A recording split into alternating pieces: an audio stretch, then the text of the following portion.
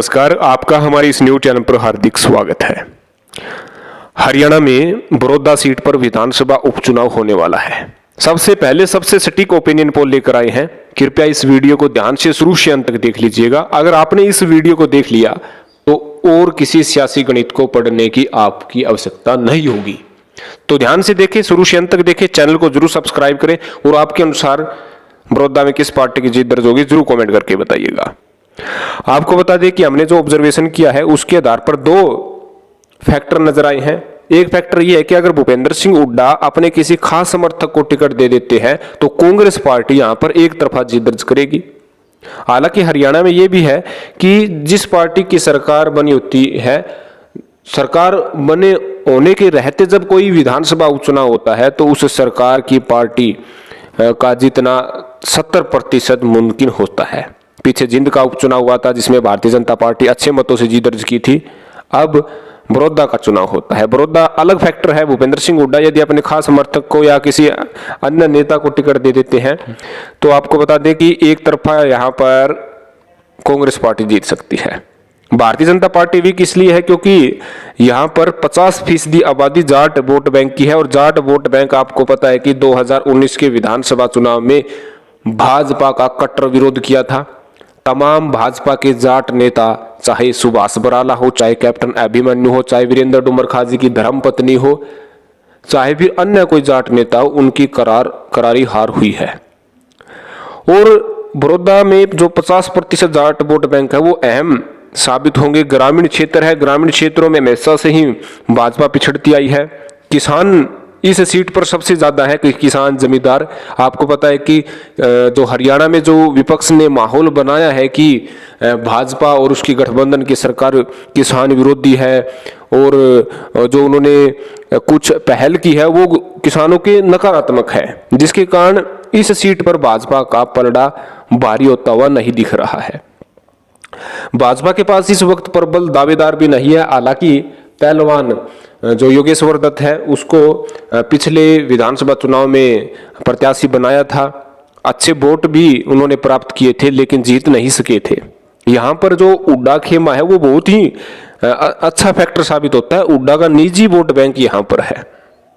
आपको बता दें कि यहाँ पर पहले जो 15 साल पहले जो है INLD पार्टी की तरफ से चौटाला परिवार का यहाँ पर गढ़ माना जाता था, लेकिन जैसे ही हुड्डा हरियाणा के CM कांग्रेस पार्टी की तरफ से बने थे तब से लेकर आज तक इसका सियासी समीकरण कांग्रेस की तरफ जाते हुए दिख रहा है। आपको बता दें कि JJP पार्टी हालांकि भारतीय जनता पार्टी के साथ गठबंधन में है। JJP पार्टी ने भी अच्छे वोट प्राप्त किए थे, 32-33 हजार, और कह सकते कि BJP ने भी 36-37 हजार वोट प्राप्त किए थे। अगर इनका जोड़ा जाए तो लगभग 70 हजार वोट होते हैं। लेकिन जो JJP का जो परंपरागत वोट बैंक है वो अब INLD व कांग्रेस की ओर जाता हुआ दिख रहा है, क्योंकि दुष्यंत चौटाला के BJP में शामिल होने से जनता के बीच में गहरा प्रभाव पड़ा है। आपको पता है कि दुष्यंत चौटाला सीधे तौर पर भारतीय जनता पार्टी के कदावर नेताओं पर पिछले विधानसभा चुनाव में हमला कर रहे थे और जहां जहां पर उन्होंने जीत दर्ज की है वहां से भारतीय जनता पार्टी के बड़े बड़े नेताओं को JJP पार्टी के प्रत्याशियों ने हराया है। चाहे सुभाष बराला के विरोध में देवेंद्र सिंह बबली ने जीत दर्ज की हो, चाहे बरवाड़ा से जो है जोगीराम सिहाग ने जीत दर्ज की हो, जो कि पूनिया जो जिलाध्यक्ष रहते हुए भी दूसरी बार हार का सामना करना पड़ा। वही नारनौंद से जो है रामकुमार गौतम की जीत दर्ज हुई हो, भाजपा के कैप्टन अभिमन्यु को भारी मतों से हराया है। दुष्यंत चौटाला खुद जो है वीरेंद्र डुमर खाजी की धर्मपत्नी को हराया है। यानी करीम जो BJP के नेता थे उनको हराकर JJP पार्टी ने 10 सीटें प्राप्त की थी। लेकिन BJP के साथ मिलने पर दुष्यंत का गिराफ गिरा है, बड़ा नहीं है। आप जब सर्वे कराएंगे इसका नतीजा आपके सामने प्रस्तुत हो जाएगा। और आपको बता दें कि जो किसान और जमींदार दुष्यंत और मनोहर लाल खट्टर का विरोध कर रहे हैं, इससे BJP को बहुत ही फायदा हो सकता है। आपको पता है कि बेरोजगार युवा, जो कॉन्ट्रैक्ट बेस पे जो युवा कर्मचारी लगे हुए हैं, PTI जो छात्र हैं, जो टीचर भर्ती की डिमांड JBT जो है पात्र जो है स्टूडेंट्स कर रहे हैं, उनका विरोध इस सरकार को देखने को मिल रहा है, जिसके कारण बड़ौदा में सिचुएशन पलट सकती है। अगर भूपेंद्र सिंह हुड्डा अपने किसी खास समर्थन को टिकट दे देते हैं तो यहां पर जीत दर्ज तय है। अगर कांग्रेस पार्टी किसी पैरासूट कैंडिडेट को उतार देती है तो कांग्रेस पार्टी हार भी सकती है। पैरासूट इसलिए मानते हैं कि जींद के उपचुनाव में रणदीप सुरजेवाला को प्रत्याशी कांग्रेस पार्टी ने बनाया था, जो कि पैरासूट कैंडिडेट थे और जमकर हार का सामना करना पड़ा था। जमानत भी रणदीप सुरजेवाला की जब्त हो गई थी।